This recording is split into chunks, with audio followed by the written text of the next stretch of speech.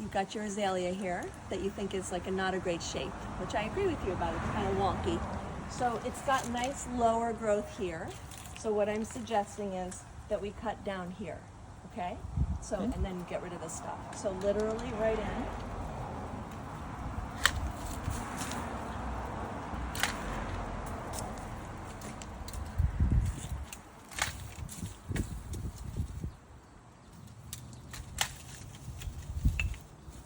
Want to do a couple? Yeah. I get so carried away. I'm so excited. You can try some.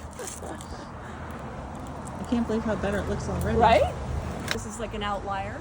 So I'm going to grab it, and you know, you could go all the way down here to this little branch here, the V, or you can just grab it and do something like this, okay? You have options.